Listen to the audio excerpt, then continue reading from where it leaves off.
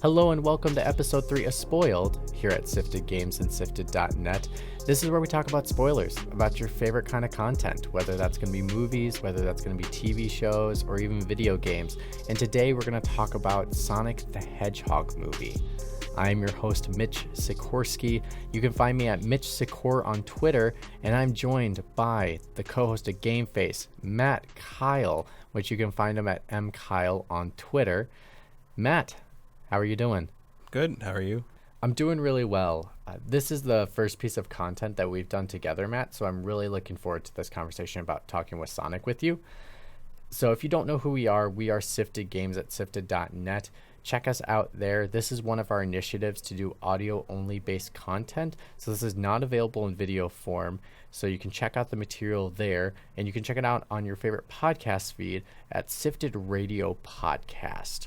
That's where you'll be able to find it. We are fully supported via Patreon. So if you like this material, send us a few dollars via Patreon. Go to patreon.com/sifted and just send us a few dollars. It really does go a long way for the website and for us making more material in the future. If you're not able to do that and you do have an Amazon Prime account, you can link that account to Twitch and be able to send us a free $2.50. So if you're able to do that, that would be amazing as well. So let's just get started right away. I mean, this is spoilers. So if you have not seen the film, go see it and then come on back. If not, you can get spoiled or not. But I do have a question for you, Matt, that's a little bit not about Sonic for a quick second, because you did 2 short films. You got done wrapping those up last week. And I just wanted to ask you, because you were able to do that before you saw this Sonic movie, I was just curious if your mindset or the way you saw this film, did you see it any differently because you had this experience with doing your own film production? No. I followed how film production works my whole life, pretty much. And while this is the first actual films I've done television production for 20 years, and it's honestly not that different. Oh, okay. The difference in these short films is that I own them. Which is nice that to have. We made them ourselves. I wasn't making them for a corporate entity. We were making them for ourselves, and we are going to own the rights to them and take them around ourselves after we're done with them. That's the main difference. Making stuff, filming stuff, we've known how to do that for years. It's more it's more who ends up with the rights to it at the end at this point. Okay, very cool. So I just wanted to get, first of all, your initial thoughts of the franchise itself. Like, what is your experience with Sonic the Hedgehog? Well, I'm a Sega fan more than a Nintendo fan from way back, so Sonic was always preferential to some degree. My favorite Sonic game is the first one. Like, I don't think it ever got any better than the first one. There's some mechanical improvements in Sonic 2, but I don't think it has the charm of the first game. And I'm not like a crazy Sonic fan from way back. Like I didn't watch the cartoons, the Sat-Am. I didn't watch any of that. I didn't read the Archie comics and all the mythology behind all that. Like, I realized that Sonic fandom is a deep, dark, like, fathomless hole you can disappear down if you choose to. I have not really done that. I've played I'd say 90% of the games that were ever made with him in it, and I like him as a character visually for the most part. I am not a hardcore Sonic fan. Like, I am not a Sonic fan the way I'm a Star Wars fan or a Transformers fan. Okay. But I do know the ins and outs more or less. Like, I recognize a lot of the so-called deep cuts in the movie that show up here and there. I'm familiar enough with it that I recognize things. I know about the Ken Penders controversy. I know all the kind of the weird little things that have occurred over the course of the fandom, but I know a lot of that through hindsight and retrospectives and not having lived it as it happened. That's how I describe it. Okay, I'm proud. I do not know anything about that controversy, so look it up. It's the whole Echidna thing. It's amazing. Okay, so if we had another 3 hours, we could go into it here. But it's just look up the Ken Penders Archie comics situation. It's amazing. Okay, my experience. So my first console was a PlayStation 1, but my dad also had a Sega Genesis. Mm-hmm. So we did have Sonic 2. So I did have experience with Sonic 2 as a kid. I have played a little bit of Sonic 1 when I think they released it. They released the old Sonic games. Like, Yeah, they've re-released those a bunch of times. It was like 1, 2, 3, and Knuckles and all that kind of stuff. I think it was for like PlayStation 2 or maybe PlayStation 3 and like a package, a Sega package. Probably the Sonic Gems collection. Probably. Yeah. So yeah, I experienced a little section of all of it. And then I definitely will never forget Sonic Heroes. That theme song is never going away anytime soon. Look up Sonic R. Sonic R. Sonic R was a racing game on the Saturn. Okay. With music that you will not believe.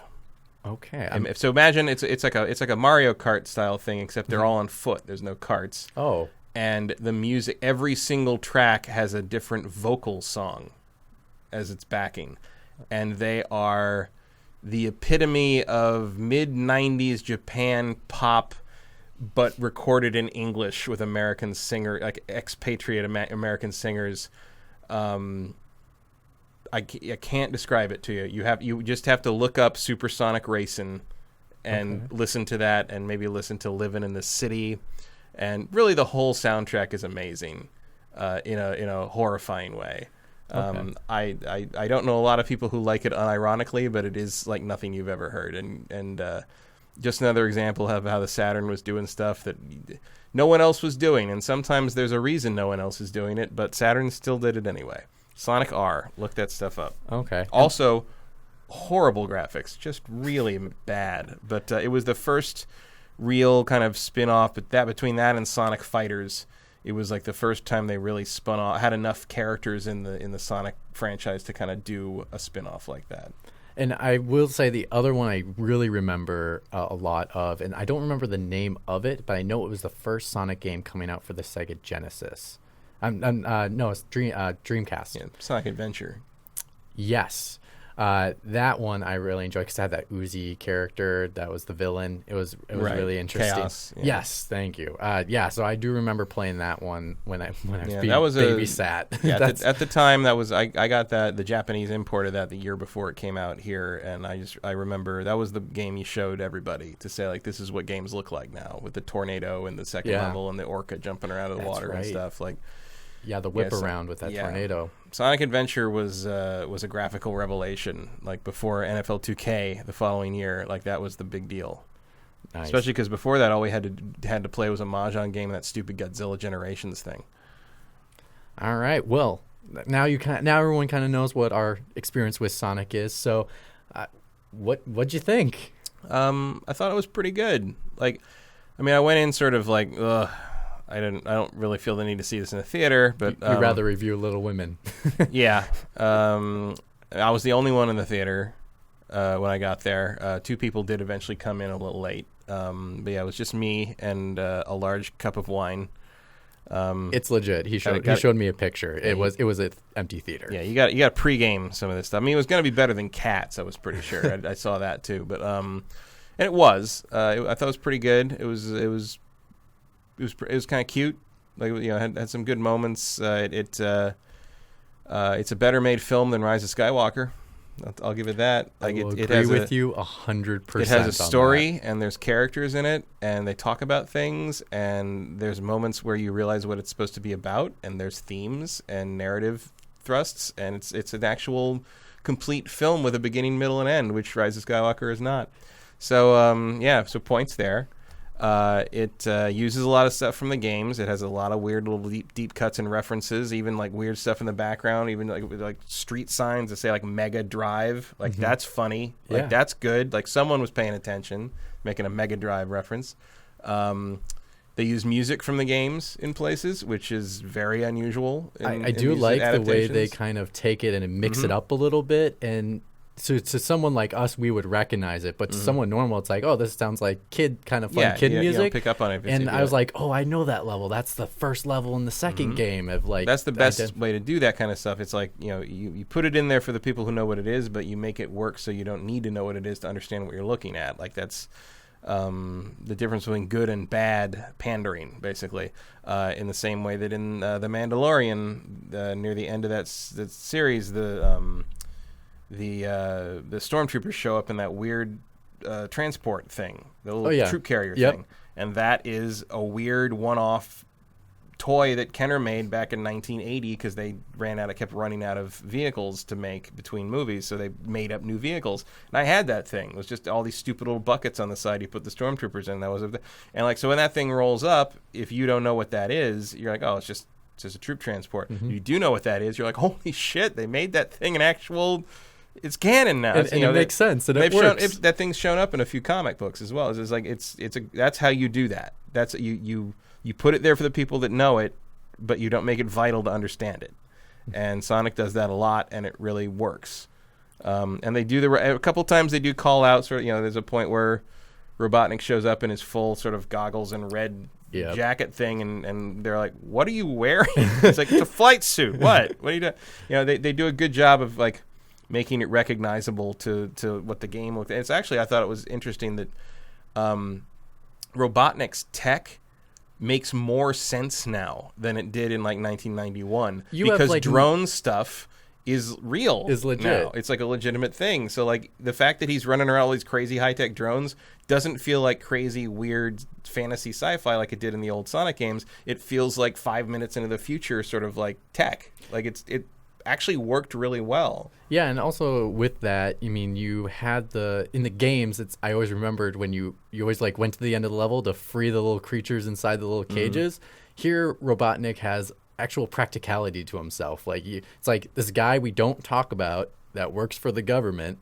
and we just we'll use him when we can, but we're just it's kind of on the side. But I agree. I enjoyed this film a lot more than I was thinking I was going to. Yeah, like I'm not going to tell you to run out and see it in a theater, but when it hits streaming, you should definitely take a look at it because it's a fun, brainless night in at the very least. Yeah, exactly. That's why this film is not one that's like a thinker. Definitely, it's one of just if you just want to enjoy yourself at a theater.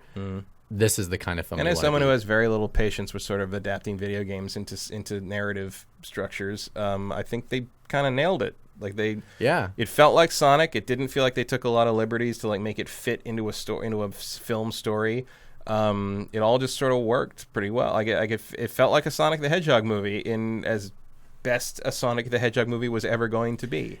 And they kept it simple. Like they didn't try to cram the whole universe or all his friends or everything in there. It was just Sonic and Robotnik and James Marsden as the point of view character, and to give us the grounding character to let the audience sort of identify with him and say like, yeah, this is all ridiculous, but you need that. Star Wars has that too. His name is Han Solo. Yeah, and I love that they just focused only on Sonic for that story because in the end, when you get the hint of Tails coming in, now you're like, okay, we can expand this a little bit more. Yeah. So you just focused on the solid character. Yeah, the sequel is going to be batshit insane. Like I think they're going to go all for, because there's also a moment early on when the Echidna army is running around. Yeah, which is a very, very deep cut for some of the earlier comic books. And I'm like, so they're definitely doing it. They're getting there. And like now that they've laid the groundwork with this one, it will not be crazy in the next one if Tails is there, obviously, if Knuckles shows up, if the Chaos Emeralds show up, if Supersonic happens, like and Robotnik comes back with even crazier stuff, like you feel like they've got it in 2 movies they could possibly get to the Death Egg, like which is the Robotnik's Death Star equivalent that he builds up near the moon. Oh, very cool. Like you could, especially because he's on another planet at the end of the movie. Yeah, or another universe. I can't remember what they established. It's another planet. I do think that the other planet, because the premise is that he if he ever gets caught, he has to use his ring. Gold rings are teleporters, basically, that he can teleport to anywhere he can think of, and he has certain safe places he can go. One of them is a planet that's just full of mushrooms, but there's no people there, so he doesn't want to go there because he's lonely, and he wouldn't have any friends there. He doesn't have any friends on Earth either, but the story of the movie is obviously making friends. He kind of created his own imaginary family. Deludes himself into it. But I think the planet he might end up having to go to, because it's all, and he talks about, it's just all mushrooms. I hate mushrooms. Like, that has to be a shot at Mario. That I never thought about that. That has to be what that is. That definitely could be I can't stand mushrooms. I don't want to go to the planet full of mushrooms. I'm like, well, that's the Mushroom Kingdom, right? Like that's what that is. It's a crack at Nintendo. That's a really smart way of thinking about it. Which is a very Sega approach to things. I do have one, and it's not even our rundown. I just thought of it now. Do you think you would be as satisfied or happy with this film if it was not this certain Sonic CG. You mean if it was the old one? If it was the old. No, I think they made a very wise choice redoing him into the more game design. I'd agree. Look, yeah. it's he would have been too. I mean, he's a little weird already in some of these scenes, and like having him be that weird uncanny valley, like with the fingers and stuff. Yeah, no, I can't believe they ever needed to be convinced that this was not already the way to go. Because it looks good. It looks good. It's recognizably Sonic through the whole thing. Like absolutely. Even at the very beginning, you're like, yeah, and it works. Like it doesn't need to be real. It doesn't need to look. He doesn't need to look like a real animal. There are a couple of moments where. Like, there's a moment where he's being carried in a blanket by James Marsden, and it's very clearly, it's like a prop. Yeah. And it's very clearly, like, designed after the old one model because it's too skinny. Yeah, and the hair is not as long. It's like a little shorter on the hair. But otherwise, they did a pretty good job, especially with the amount of time they had. I am convinced that they had that other model ready to go. I would agree with you as well. I think there was some kind of schism in the production over which one to go with, and clearly to me probably the studio or the producers pulled rank and said we're going to use the realistic looking one, and the trailer got released and everybody went and then they're like, because I think the director wanted the one we ended up with. I bet because he was posting even on Twitter. It's like, yeah, we're back into it. We're going to fix it. I was like, see, that's a man that knew that what they'd gone with was a mistake. Or he was really nervous, and he was like, okay, this is either going to go really good or really, really bad real quick. And it's doubly weird because, like, they go so hard in the paint with the Robotnik stuff. Like, by the end of the movie, he looks exactly like the game version. Which is well like, done. Yeah, and Jim Carrey's having the time of his life through the whole thing.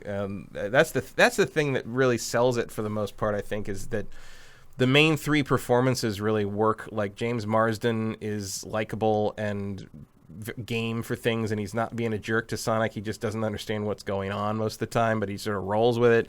Robotnik is fun to watch because Carrey is just like hamming it up like he always used to. Yeah, who doesn't love Jim Carrey in the 90s when he was hamming it up in the late 90s? Well, I didn't. But, I guess I grew up on it, so I mean, it was so nice to see him do that kind of comedy. Where but it's just it's nice to see him kind of do his old shtick again, and sort of like in the service of this role that actually does demand it. Like, that could have been a very flat villain in the hands of another actor. I mean, the only other actor I would have given that role to would probably be Robin Williams if he was still with us. Yeah, Robin Williams as an older Robotnik would have actually really worked. Yeah. But Jim Carrey's next best thing. He's channeling his Riddler to some degree here. And it functions, and there's moments where you see, like, he's a jerk to everybody, but he also sort of has fun doing what he does, and you kind of get it a little bit. And then Sonic, I don't remember who voices him, but he's likable. Like, he works, and he has the attitude that defines Sonic, but he's not a dick. And there's moments where he clearly does long for some kind of companionship of some kind, and it's cute. It works. And he's very much like a child. And then the relationship between him and, now I forgot the name of the Tom. Tom is his name. Their relationship together is a friendship, but at the same time it feels, and it comes to full circle at the ending when they have them live together with him, is more like a family, and he's their kid. But digging deep into these three characters, let's just jump right into it. I mean, one of the funniest part, I think my favorite part of the beginning of the film, and setting up Sonic and how he is identifying each of the townspeople as a characteristic of themselves. So he called Donut Lord was Tom. His wife, Maddie, was Pretzel Lady. And it's just because she does yoga. It's just yoga, and it's just like those little fun snippets where I think what they did so well with this film is they did great humor for kids, but they did great humor for adults, and I think that's what makes it so. There's a couple of good slapstick bits. There's a couple of good visual gags. In fact, that some of which I was impressed that they actually got in because the rush job of having to read. Like, there's a bit where he gets wet. And he fluffs himself off, and he's all like puffed out, like after he fluffs himself off or drives himself off. And I'm like, and it's a fun little like kind of floaty hair like physics trick they're doing with it. And I'm like, that's pretty good for something they had to re-render in like 6-7 months. And when I saw that, I was like, that's impressive. Like, especially, I was like, wow, like. because I saw him with the water and all that, and I was like, is he gonna just wag all his stuff? Tom's gonna be so mad he's gonna get his truck all wet. But I guess that's the least of their troubles with the truck, because that thing went up in flames. They play with the speed stuff a lot. They play with, there's a scene in a Roadhouse bar that is a direct, let's call it an homage to the Quicksilver scenes in the X-Men movies. Yeah, I was gonna actually ask you about that specifically. So, whenever a movie does it now, it's always an homage to the Quicksilver. Are you a person that's like, no, I don't like that they're just going to copy this? Or I mean, I don't really know what else you could do with Sonic. I mean, Sonic is sort of, if anyone can justify doing that scene, it's Sonic, because that's his whole thing. I think they more or less made it their own over the course of it, and I think you also had a better version of the only good scene in Justice League, where the Flash is running really fast and suddenly realizes Superman is as fast as he is. And there's an element of that in this, because once Robotnik figures out how to incorporate one of Sonic's quills into his technology, he can make his tech go as fast as Sonic. And Sonic has never had to deal with that before, so that's a good way of upping the stakes. It's not as dramatic as the moment where Superman's eye moves and you realize that he can keep up with Flash in that shot. But it's more effective because Robotnik is the villain, and we're supposed to dislike and be afraid of him, as opposed to Superman, who we are not supposed to be afraid of, except when Zack Snyder makes the movie, because he doesn't understand what a hero is. But like, so yeah, you can definitely see some of that coming from the superhero like subgenre, but like I think that's fine because Sonic falls into that as well, because he is super powered in this. Like he's there's never been a real solid origin story for Sonic. Like in this, he's basically born fast. I was gonna say, was there anything in the games, any indication the games that never really his go into hair it? would cause an the games have never really gone into it. There were comics that came out at the time the first game came out that purported to tell the origin. I think they were published in GamePro magazine. And in that, Robotnik is a normal scientist who's friends with Sonic, who is a regular hedgehog who lives in a den with his mother and his siblings and eats cheeseburgers out of the dumpster of the fast food place they live behind, and or something like that. And like, it's basically he's been doing speed tests with Sonic, and at one point Sonic wears these special red shoes and on a treadmill, like runs past the speed barrier, sort of like Flash style, and the explosion that happens from it basically turns him blue and turns him into the cartoony hedgehog, and it also zaps Robotnik into the weird egg-shaped villain he becomes. So the story in the old comic was that, like in those like one-shot comic series that GamePro did, basically the villain and the hero were friends, and now they're not because all this stuff went wrong, but that's how he turned blue.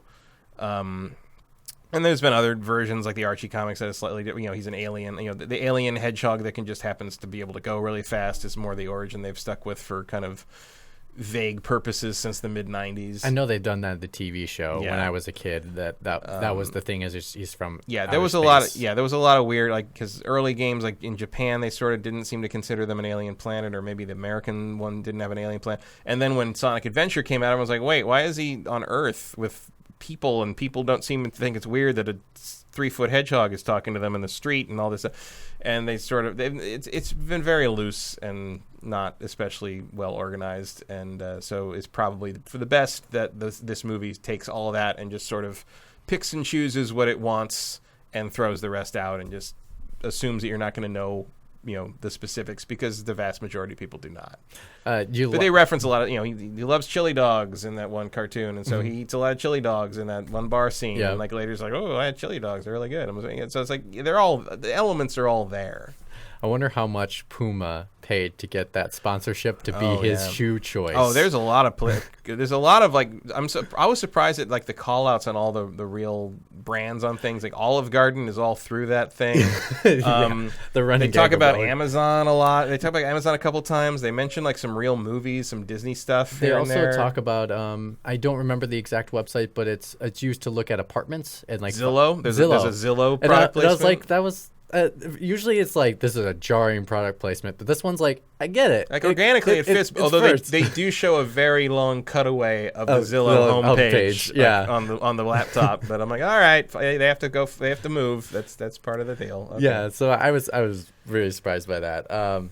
But so Tom, I know in a conversation we were having earlier, you like this actor. You think James Marsden is I think he's very good. He's weirdly underutilized for things. He was Cyclops in the original X-Men movies, which he never got to do anything because Cyclops got completely shafted in those films. And then he decided to follow Bryan Singer over to Superman Returns, which is why he gets unceremoniously killed off at the beginning of X-Men 3. And then Superman Returns did nothing, and his role in that was completely thankless. But he doesn't do a whole lot, but I think he's very good at what he does. I think he reminds me of Michael Biehn a little bit in terms of his presence. I would like to see him come back as Cyclops for the Marvel Cinematic Universe version of the X-Men because I think he deserves a second chance. But he's good in this as sort of the everyman. He's a cop in a tiny town in Montana called Green Hills, the Green Hills Zone, and he wants to move to San Francisco, which is big city. The big city. Also, the city that Sonic ends up in a lot in other games. I mean, San Francisco, because that's where Sega was located, San Francisco would pop up in the 3D games fairly often. I was surprised in this film how much I related to Tom, especially with my journey coming here, because I came from Minnesota. The city I worked in is Annandale. It's a very small town, and I did work there. I was just outside the Twin Cities, so I could go to Minneapolis if I wanted to. But to have that longing to do something bigger was something I wanted to do, which is something he wanted to do. Yeah, he wants to be a cop in a big city so he can have a life and death situation and save someone's life. And he just wants more meaning in his life. And clearly, Sonic and all the crap Sonic gets him into provides that for him in the end. So. But it works. If you want to see him really in a weird thing, go look up. It's called Interstate 60: Tales from the Road, which is a magical realist Americana road picture starring James Marsden, directed and written by Bob Gale, who wrote Back to the Future. And after he directed Interstate 60, he felt he had told all the stories he needed to tell in cinema and quit movies. Oh, wow. So Interstate 60 also includes cameos from tons of different people, including the original Pink Ranger. It is the first time Michael J. Fox and Christopher Lloyd appeared in a movie together since Back to the Future 3. It's almost like a Cannonball Run style, like a bunch of cameos of famous people along the road, all the weird things he gets into. It's worth seeing. For sure. Weird little cult movie, but I don't even know if it's cult enough to be called a cult movie. No one knows it exists, but it's also, if you like Kentucky Route Zero, this movie is more of a screwball comedy version of that, but it's not entirely dissimilar. All right. How would you put ourselves in Tom's shoes? Would you deal with that sister-in-law?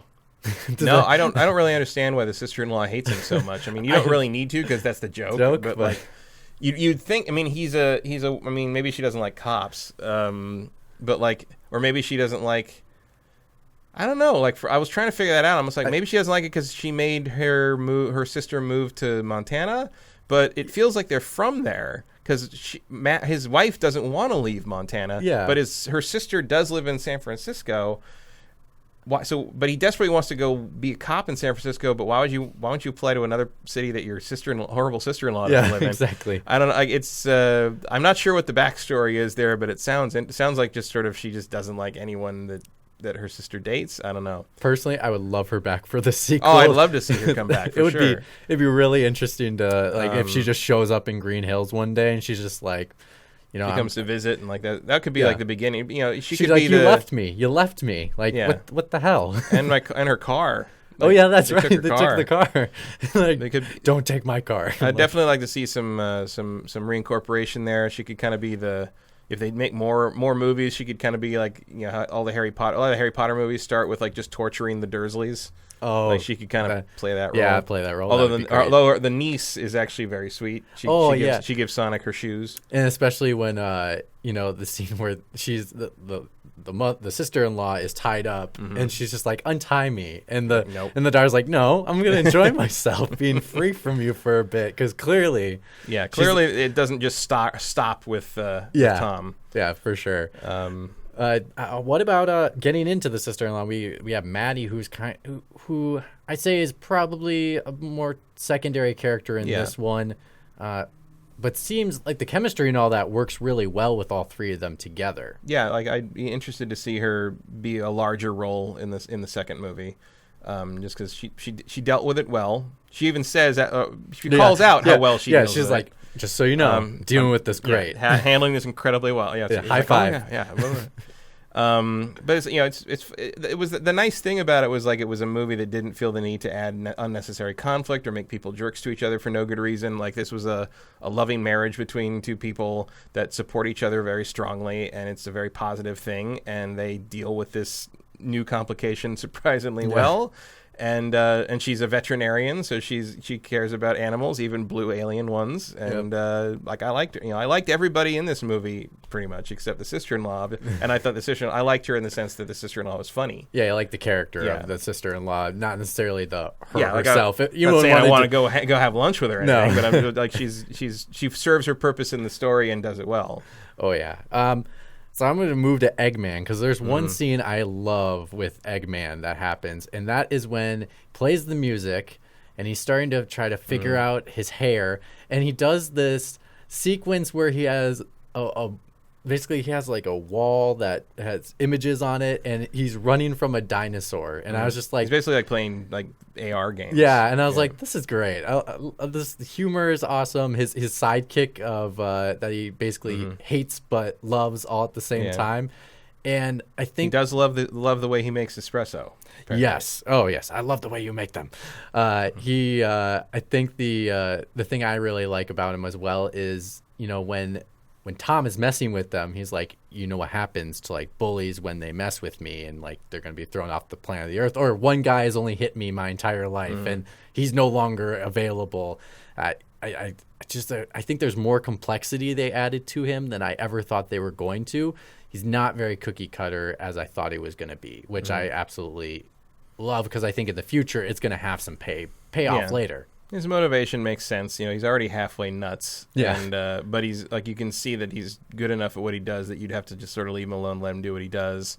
And then by the end of the movie, where you see him on the mushroom planet, he has gone completely insane. Yeah. And whenever but he's like, I'll be back by the weekend, and it's just like, I mean, probably like you believe it by that point. You believe that how he's going to find some way to do that, and it'll be fun to see. There is a little element in this one of like we're telling you this story to get to the next one, but it works on its own well enough. But I can just see the next movie could be sort of the crazy Sonic movie that no one ever thought they'd pull off, but they are going to pull it off because they've earned Eggman as Eggman for the next movie. They've earned Sonic as a powerful sort of mystical speed demon. They've earned Tails as showing up. He shows up and he's got his tech thing. You can already see he's invented this little thing to track Sonic. He's like, and we don't know what he wants, but and it all ties in with the fact that one of Sonic's main motivation in this movie is he wants friends. He wants to belong somewhere, and if he can find these other friends from these other worlds that Sonic and his shitty friends, as the fandom sometimes calls them, like. That's a whole thing. You're confident enough now that you maybe don't need Tom as much to ground the thing, and the story could be about Sonic and Tails and Knuckles. And then Tom's just a supportive character in some and the Chaos aspect. Emerald thing, and Robotnik makes it back, and you've got like the classic trio versus Robotnik setup, and he's been to space and done all these weird things, so you can make his technology even crazier. And you could maybe get away with the next movie. You could maybe get away with a giant mech that looks like Robotnik, as his big return thing. Like you could do it. You could. And you've already established him. His drones. If you destroy part of it, another part falls out and becomes another. Like the boss battles have multiple stages in this movie. That was very clever, and that was something exactly what I was thinking of in the theater. I was like, man, this feels like a boss battle right now, where it's at its stage. It just escalates more and more, and Sonic has to use different maneuvers or attacks to be able to figure out each specific boss battle. And I think that was a clever way. The only thing I would say about the very end, and I was like, why didn't they do this? And it's not again, I like this movie very, very much. So the end when he does his final strike to Eggman, I was thinking he was going to do, you know, his classic roll charge where he like rolls on the ground charging, because he never does that. He in this entire movie he actually just runs with his feet, where not as used as much of his roll as he you rolls think he here would. and there, but he never does use the spin dash. And I was like, oh, this is the moment he's going to use the spin dash, and it just never used it. And I was Well, like, remember well, the spin dash didn't show up until Sonic 2. He didn't have that in the original game. he did not. No. Oh, I don't even remember that. I mean, I played Sonic 2 is my main one, so I've only known of him doing the speed dash. Yeah, he didn't have that in the first game. That would make sense now. So that might be a real deep cut, or this might be an oversight. I don't know. But no, yeah, he only, that was added for Sonic 2. That was the two big things in Sonic 2 were you could do the spin dash and Tails. Awesome. We're kind of wrapping it up. Do you have any final, you know, thoughts about just this movie, where you would want to see Sonic going into the future? I know we kind of slightly talked about it a little bit, but yeah, I mean, I think just bring in Tails and Knuckles and you want make to Eggman crazier this time and bring back all the weird tech and just go for broke on it. would you want to? Do you think it would hurt the film if they brought in more than one extra Sonic-like character? So, like, to just do only Tails this film and then bring in Knuckles like on a third film? I think you want to bring in Knuckles on the next one just because I think you want the Chaos Emeralds in play, and Knuckles being the guardian of the Chaos Emeralds. You sort of, that's the conflict. Like, I think because you need the conflict between him and Eggman, but you also need and you need to build the relationship between Sonic and Tails. But I think having conflict between Knuckles, who has good intentions in defending the Chaos Emeralds against all comers, but has to learn that Sonic is a good guy and that they're allies more than they're enemies, and then that Robotnik is the real threat. Like that's your conflict of journey for the second movie. Okay. Especially because you've already set up the echidna thing in this one. Yeah, that's true. And because you're going to have an instant dislike between Sonic and Knuckles because Sonic is going to recognize him as the kind of animal that killed his mentor. That's true, and I think Presumably, we don't actually know what happened to Longclaw. Yeah, that's very true. Portal closes before we see exactly what happens to her. Yeah, so maybe she just said, who knows? She said, "Don't kill me," and then just stop. Yeah. Oh, all right. All right. I guess Sonic's gone. It's all good. Yeah, I would say your next move is to bring Tails and Knuckles into it and have Robotnik come back like basically as crazy as the games. Yeah, I mean that would be fun, and you could also.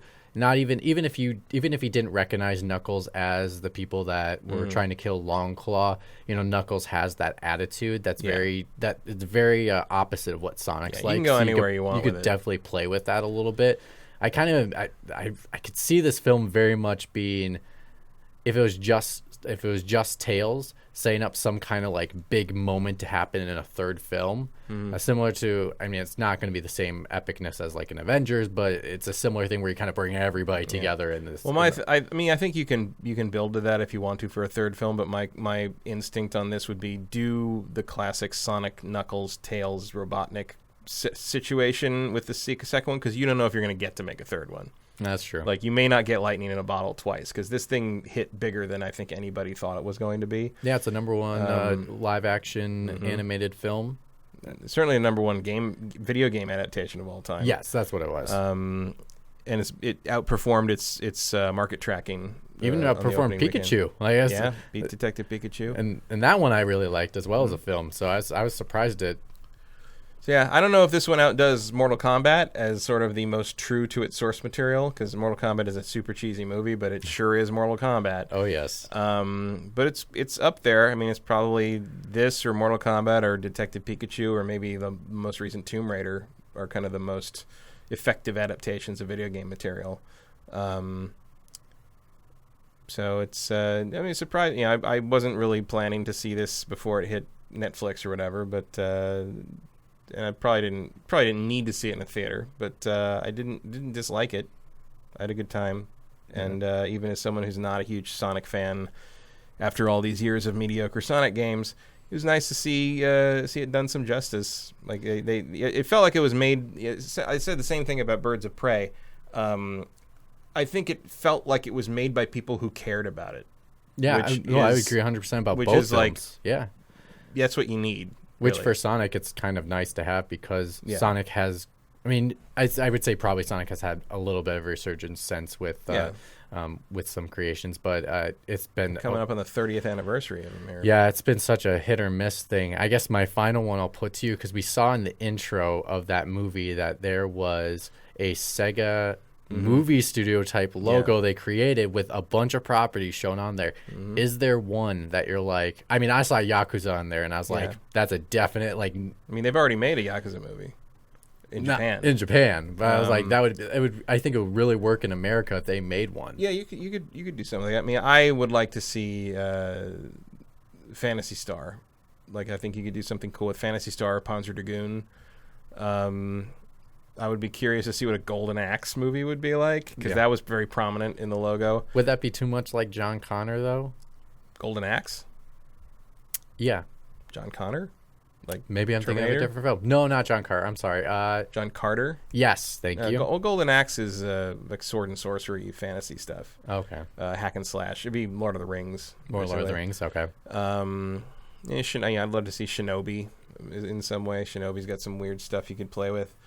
But I think Phantasy Star would be an interesting way to take it. Just sort of the sci-fi fantasy space opera stuff. By them making a logo like that, am I looking too much into it to say that they possibly would be? I think that's what they want you to think. I think that's their hope. I don't know if it's what will happen, but with the success of this film, they might. They might get a green light for another, not only just a certainly second another Sonic, film, but maybe another, just one other film to try attempt, out and see how that one goes out. Sure, like why not? And see if you just didn't get lightning in the bottle this time. Yeah, I mean, maybe don't try Vector Man. It's probably not your way in, but you never know. And I think game properties are going to become the next like comic book property. You know, like the thing you've heard of that somebody's like, oh, I've heard of that. I'll greenlight that. Sure, like that worked. Especially with the accessibility of games nowadays and just the change in the thought of the culture itself, that it's a lot more acceptable as a social society. Yeah, and you've seen some, look at, the big 4th of July movie this year is Free Guy with Ryan Reynolds, which is basically the NPC in a GTA game. Yeah. GTA Online comes to life and realizes, and just the fact that you can advertise that and everybody knows what you're doing, like, 15, even 10 years ago, you couldn't have done that. Yeah, like people, they would not. The cultural shorthand wasn't there for that, and so I think you're going to see it more and more. Awesome. Well, thank you, Matt. I'm definitely looking forward to not just Shane, but as well doing some more spoileds with you, just because you are definitely in the movie area for sure. It is one of my specialty areas, as anyone who has to spend any time with me can tell you. So if you want to follow us on social media, I am at Mitch Sikor, Sikor. Matt is at mkeil on Twitter. And we are sifted.net. Check out our content. If you like this content, give us a few dollars via Patreon, and that's patreon.com/sifted. And it really does go a long way for the website. If you're not able to do that, you can still link your Amazon Prime account to your Twitch account and give us a free $2.50 every single month. Yes, you have to resub up, but it does go a long way for the website, so we really would appreciate if you do that. And check out more content that we have coming to the site. We have more spoileds coming soon. A show may be coming out soon that we might be doing a spoiled on. I'm not going to spoil what it will be, but listen in and you'll catch on to what we'll be doing. So thank you so much, everybody, and we will see you next time.